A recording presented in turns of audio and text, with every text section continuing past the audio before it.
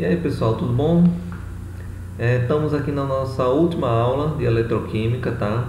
Espero que vocês venham gostando das videoaulas. Recentemente postei também algumas coisinhas, alguns conteúdos lá no podcast. Acompanhe, porque pode sanar algumas dúvidas pontuais de vocês, tá? E na nossa última aula nós vimos um pouco das pilhas, né, das suas origens. Então iniciou lá com Alexandre Volta, né?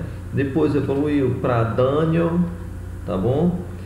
Vimos a representação da pilha de Daniel, a representação, né, ou a definição de como nós deveríamos representar, ou melhor dizendo, a notação química da pilha de Daniel, ok? Vimos também algumas coisas sobre os potenciais, né?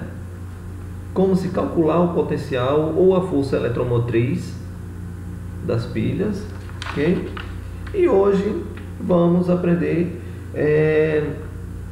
sobre algumas pilhas existentes, tá? Então nós temos aí essa mocinha pequenininha, né? Pensando quais são os tipos de pilhas que existem, né? E o cachorrinho, né, na mente dele já vem, algumas pilhas que nós conhecemos, né? Nós conhecemos algumas pilhas dessas que vemos aí na imagem. Então, tudo partiu de Leclanché, né? Onde ele produziu a pilha ácida, tá? Então, Leclanché, ele era um engenheiro francês, tá bom? Que na década de 1860 ele produziu uma pilha ácida, tá bom? Com corrente satisfatória por um longo período de tempo, porém apresenta uma reação irreversível e a voltagem gerada por essa pilha é de 1,5 volt. Isso quer dizer o quê? Quer dizer que não tem como nós carregarmos essa pilha, né? Ocorre uma reação do tipo irreversível. Ocorreu, gerou a diferença de potencial, acabou. Podem descartar, porém no local correto, tá bom? Então, o que acontece no ânodo, né? No ânodo, nós vimos que é o polo negativo da pilha, ocorre a oxidação, tá certo? Então, vejam só. A chapa que constitui cada externa, a caixa externa da pilha, desculpem, tá bom? É formado por uma liga de zinco sólido que contém chumbo e cádmio, segundo a resolução 257, né, do CONAMA, que desde janeiro de 2001, né, vem sendo aplicado isso daí, e cada pilha deve conter no máximo 0,2% de chumbo, 0,015% de mercúrio e 0,015% de cádmio, tá bom? Isso é segundo a resolução do CONAMA. Então isso quer dizer que se por acaso vier a produzir uma pilha que contenham concentrações maiores que essas, né, essa pilha vai ser retirada do mercado e a empresa será multada, ok? Então, o que é que ocorre nessa pilha seca ácida, né? As reações que ocorrem nessa pilha são complexas, né? Mas nós podemos generalizar de uma forma, que é essa daqui. O zinco, tá bom? O zinco, ele é oxidado, ok? O zinco, ele é oxidado, formando o zinco 2+, aqui, mais os elétrons, tá bom? Então o zinco, ele possui carga inicial 0. Após sofrer a sua oxidação, possui carga mais 2, ok?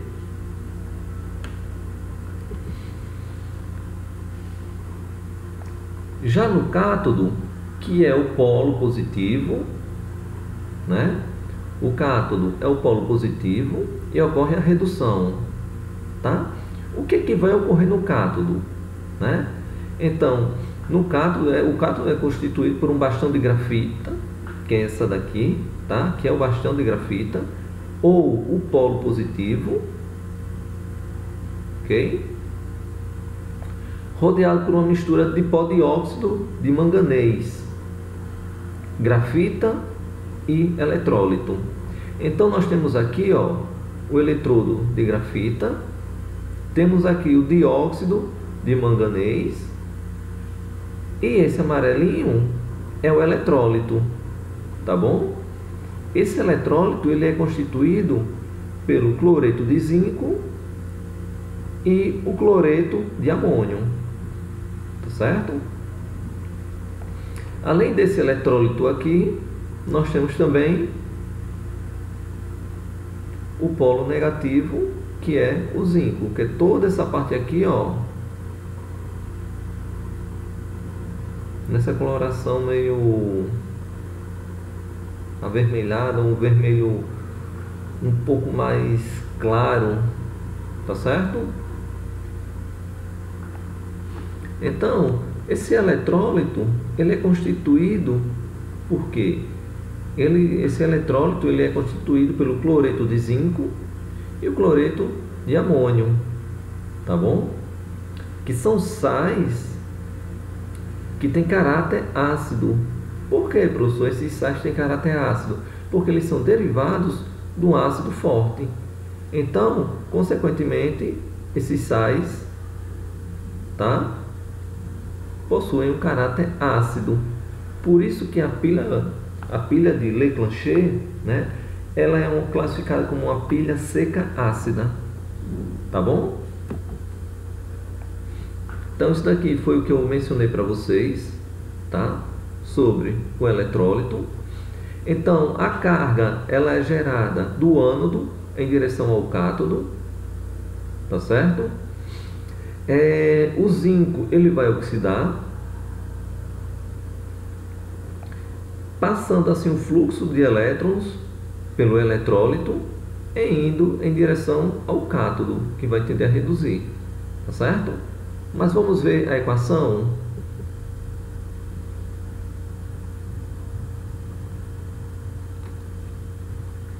Então nós temos, ó,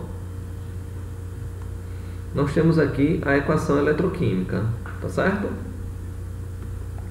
Nesta equação, o óxido de manganês vai reagir com o íon amônio mais 2 elétrons, ou seja, vai sofrer a redução, formando o trióxido de manganês. Vejam que o nóxido do manganês passa de +4 para +3, quer dizer que ele ganhou elétrons, tá certo? Formando o íon, formando amônia e mais água. É isso que ocorre. Somando as reações anódicas e catódicas, temos o ânodo, né, que é o zinco mais o zinco formando 2 elétrons mais o íon metálico, o íon zinco 2+, tá bom? E o cátodo, que é o óxido de manganês, mais o íon amônio mais 2 elétrons, formando o trióxido de manganês mais amônia e água. O que vai acontecer aqui?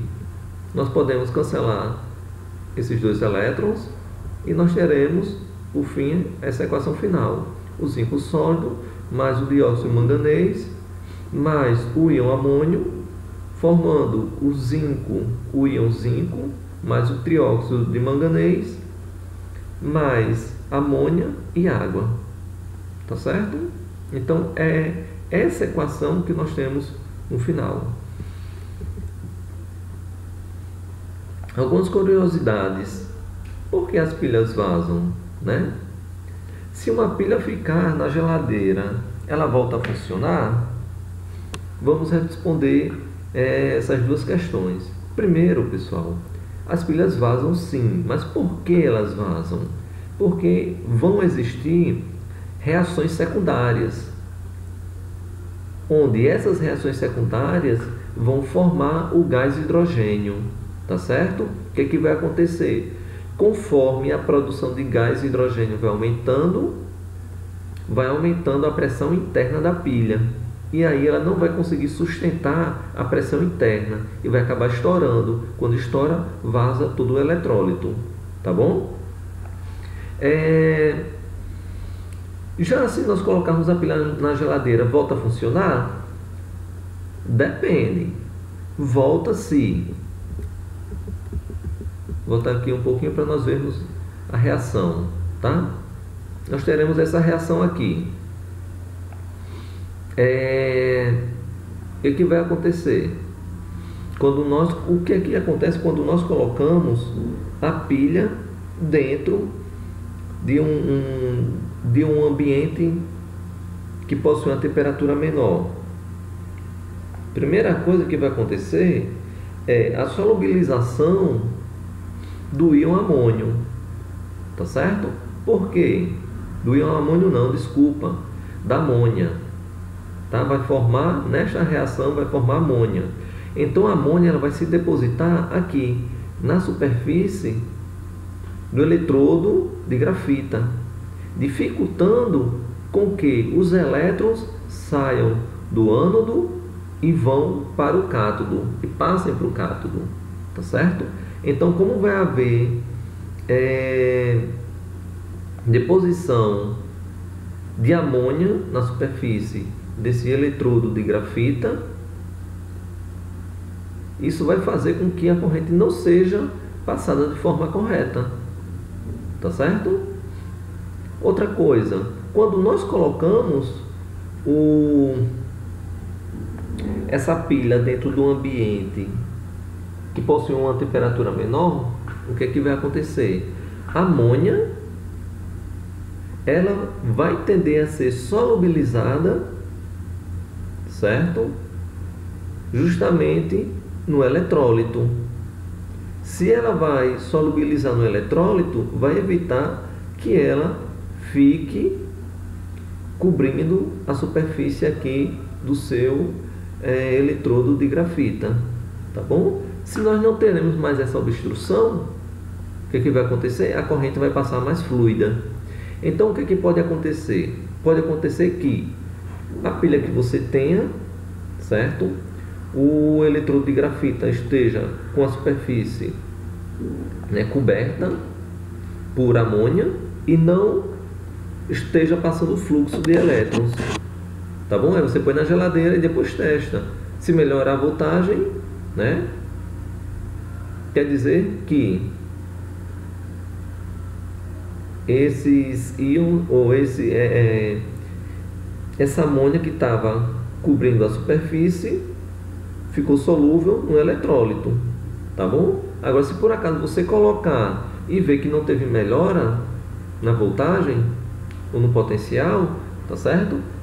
Quer dizer o quê? Quer dizer que houve todo o consumo do dióxido de manganês durante a reação, tá certo? E aí não tem mais como você formar ele. Por quê? Porque é uma reação irreversível. A partir do momento que forma o produto, do produto não tem como você deslocar o equilíbrio para a reação ou para a formação dos reagentes. Ok?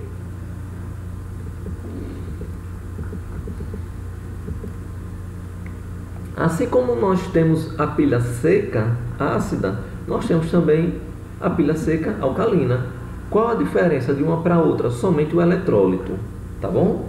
Somente o eletrólito. Enquanto que o eletrólito da pilha seca ácida é formado por sais derivados de ácido forte, na pilha seca alcalina, os eletrólitos são derivados de quem?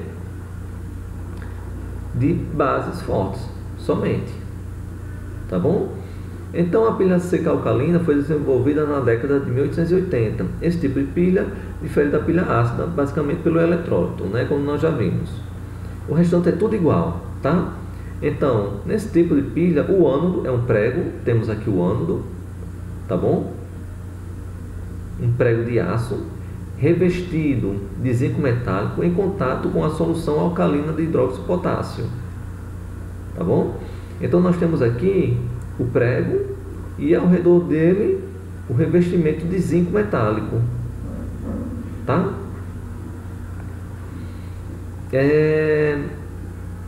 Junto daqui vai ter uma solução alcalina de hidróxido de potássio, onde o pH é 14, tá? Aqui é um igual, ok? Aqui é igual. No cátodo, o cátodo ele é constituído por dióxido de manganês, né? Por anéis de dióxido de manganês. Então nós temos aqui um anel, 2 anéis, 3 anéis de dióxido de manganês, tá certo? Compactados, envoltos por uma chapa de aço niquelado e um isolante de nylon, tá bom? O ânodo e o cátodo são separados por um papel poroso. Então, aqui entre eles contém um papel bem fininho,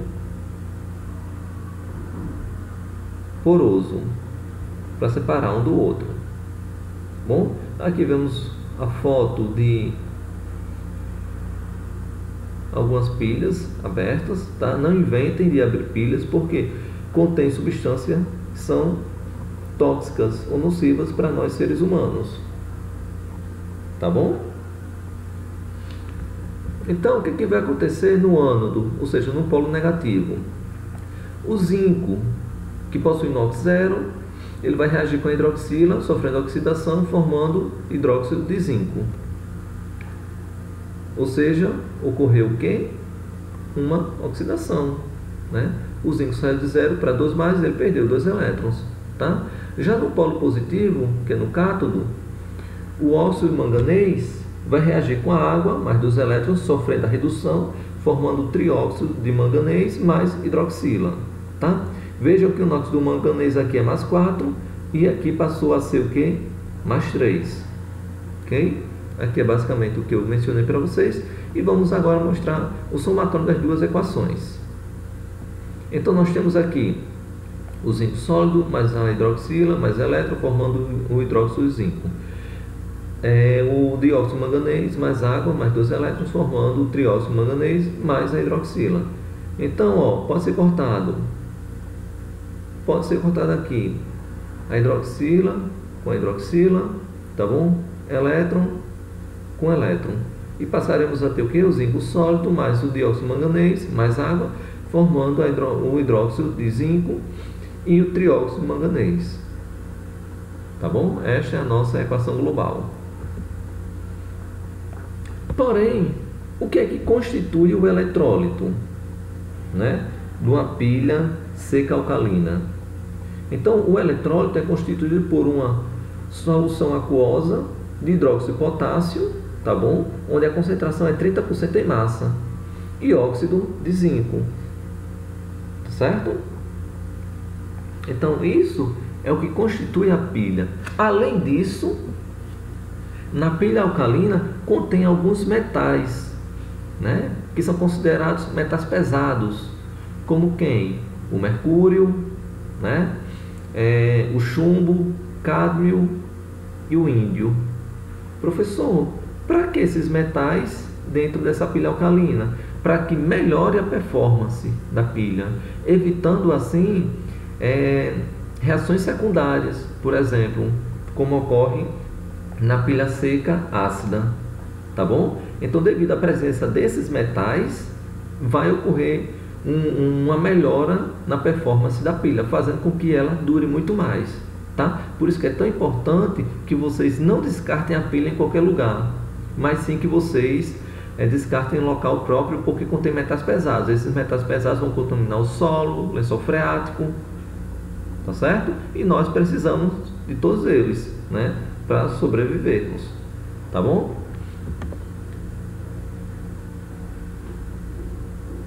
Então, o recipiente externo da pilha é confeccionado em chapa de aço para garantir melhor vedamento e prevenir, portanto, o risco de vazamento de eletrólito, que é altamente cáustico ou básico, tá certo? Então, a pilha seca alcalina também vaza. Assim, é mais difícil vazar. Por quê? Porque ela contém justamente essa chapa de aço que fecha melhor a pilha, tá certo? Que veda melhor a pilha. Além disso, existem esses metais aqui que eu mencionei para vocês, que eles evitam as reações secundárias, formando assim não formando, melhor dizendo, o gás hidrogênio, tá bom? Então, se não vai haver, ou se vai haver a formação de gás, porém pouco, a possibilidade dessa pilha estourar é pequena e vazar também, tá certo? Então, nós temos aqui outros tipos de pilhas, como a pilha de mercúrio, zinco, tá bom? No ânodo vai ocorrer a oxidação do zinco, onde o zinco metálico mais a hidroxila vai formar o hidróxido de zinco, mais água, mais elétrons. No cátodo vai ocorrer a redução, tá bom? Do mercúrio, onde nós temos inicialmente o óxido de mercúrio reagindo com água mais elétrons, formando mercúrio líquido mais hidroxila. E na equação global nós teremos o óxido de mercúrio mais zinco, formando o óxido de zinco mais mercúrio, tá bom?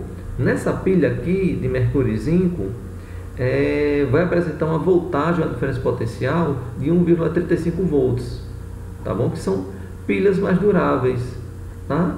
Com certeza vocês já viram essas pilhas aqui, né? Que são pilhas utilizadas em relógios, né? Em relógios de pulso, calculadoras, agências eletrônicas e por aí vai, tá bom?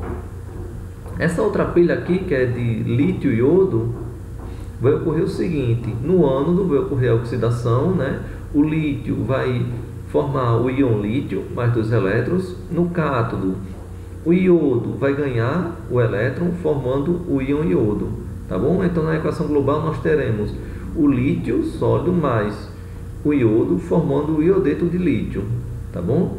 Essas pilhas aqui, elas são pilhas que vão gerar 2,8 volts. E elas têm um tempo de vida útil muito maior, podendo chegar em até 10 anos. São pilhas que são utilizadas, por exemplo, em placa-mãe de computadores, né? Assim como para marca-passos, tá bom? O marca-passo, ele vai fornecer, né, impulso elétrico para que o coração continue a bater naquela intensidade, naquele mesmo ritmo, tá bom? Nós temos os acumuladores ou baterias, tá? Então, quando interligamos o conjunto de pilhas em paralelo ou em série, temos uma bateria ou um acumulador que é capaz de acionar aparelhos, né, eletrônicos com maior eficiência. Por exemplo, se nós conectamos aqui uma lâmpada numa pilha, observamos a intensidade. O que ocorreu quando nós conectamos 3 pilhas nessa mesma lâmpada? A intensidade da luz foi muito maior. Mas por que foi maior? Né? É isso que nós vamos ver agora, tá? Então, se nós ligarmos pilhas tanto em paralelo quanto em série, nós teremos uma bateria, ok? Porém, tem uma diferença. Se nós ligarmos as pilhas em paralelo, o potencial vai ser constante, ou seja, o potencial de uma pilha é igual ao somatório ao potencial de todas as pilhas quando ligadas em paralelo. Isso quer dizer 1,5 volt, tá bom? Porém, a corrente vai ser referente à corrente de 4 pilhas, não mais referente à corrente de uma única pilha, tá? É isso que eu menciono aqui. Já quando a pilha ou as pilhas são ligadas em série, o que vai haver? O inverso, tá? O seu potencial vai ser o somatório do potencial das 4 pilhas, enquanto que a sua corrente vai ser a corrente referente a somente uma única pilha, quando elas são ligadas em série, tá? Então, basicamente, a diferença entre baterias de pilhas ligadas em paralelo ou em série é justamente essa. Enquanto em paralelo o potencial vai ser o mesmo, a corrente vai ser o número de vezes ou o número de pilhas conectadas. Já em série, o potencial vai ser igual ao somatório do número de pilhas conectadas, porém a corrente vai ser igual à corrente de uma única pilha, tá bom? Como funcionam as baterias dos automóveis, né? As baterias dos automóveis nada mais é do que pilhas ligadas, por exemplo, em série, tá bom? Nós podemos ver aqui que essa bateria constitui ou é constituída por ânodo, cátodo, tá? E eu vou falar mais detalhadamente. Bom, então, geralmente as baterias de carros, elas são constituídas por 6 células, né?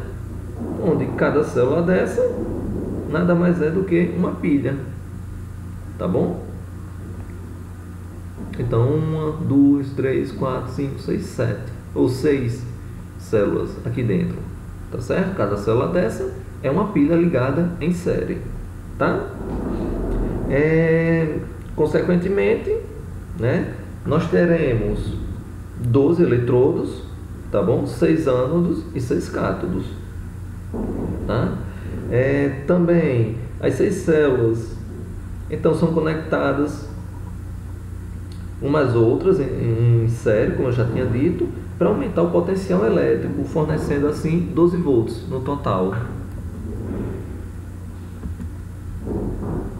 Então nós temos aqui os terminais, tá?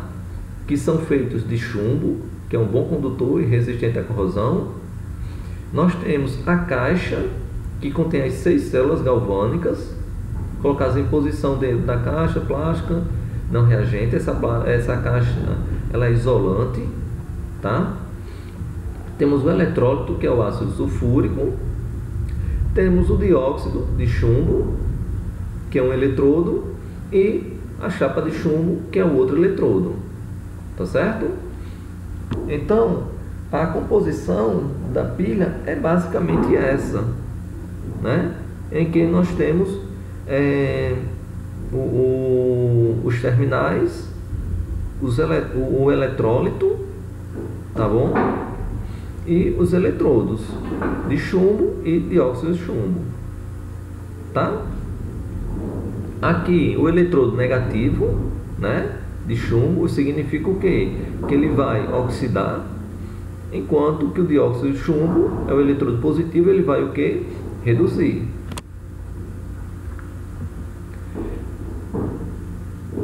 Nessas baterias ocorrem reações. Quais são as reações? No ânodo, que é o polo negativo, ocorre a oxidação. Então, nós teremos, por exemplo, né, o chumbo sólido reagindo com o íon hidrogênio sulfato mais água, formando sulfato de chumbo, e o íon hidrônio mais 2 elétrons. Enquanto que no cátodo, que é o polo positivo, nós temos a redução, tá bom? Redução de quem? Do chumbo. Então, temos o óxido de chumbo reagindo com o íon hidrogênio sulfato mais o íon hidrônio mais 2 elétrons, tá? Fornecendo ou gerando aí sulfato de chumbo mais água. A reação global, nós temos as duas semi-reações, tá? Poderemos cortar água com água, 1 mol de água menos 5 mols de água, teremos 4 mols de água no resultado, tá bom? Cortamos também os elétrons, cortamos os íons hidrônios e passaremos a ter isso daqui: o chumbo sólido reagindo com dióxido de chumbo mais o íon hidrogênio sulfato mais íon hidrônio, formando sulfato de chumbo mais água, tá bom? Lembrem que essa reação é um tipo de reação reversível. Aqui a setinha, ó, de equilíbrio. Isso quer dizer o quê? Quer dizer que se nós aplicarmos uma corrente externa na bateria, se tivermos os reagentes somente, a partir deles nós vamos formar os produtos, tá bom? Vamos fazer a reação inversa que ocorre naturalmente. E aí nós estaremos carregando a bateria. A partir do momento que nós desconectarmos essa fonte externa, a bateria passará a ter a sua reação, né, espontânea, ou seja, de formação dos produtos. É o que ocorre no carro, né? Quando você dá partida no carro, a primeira fonte de alimentação é a bateria. Ela vai fazer girar o alternador, tá certo? E o carro vai entrar em combustão. A partir do momento que o carro entra em combustão, o alternador começa a fornecer energia para a bateria, no sentido contrário. Só que isso em frações de segundos, muito rápido, 1 milésimo de segundo. Tá bom? Então isso foi o que eu acabei de mencionar para vocês, tá? A classificação dos sistemas eletroquímicos. Pessoal, isso é muito fácil. Os sistemas eletroquímicos, eles só são classificados em dois: primários ou secundários. Ou baterias primárias ou baterias secundárias. A diferença de uma para outra é que a bateria primária, tá bom? O sistema primário não podem ser carregados, enquanto que as baterias secundárias podem ser carregadas. Ponto final, tá?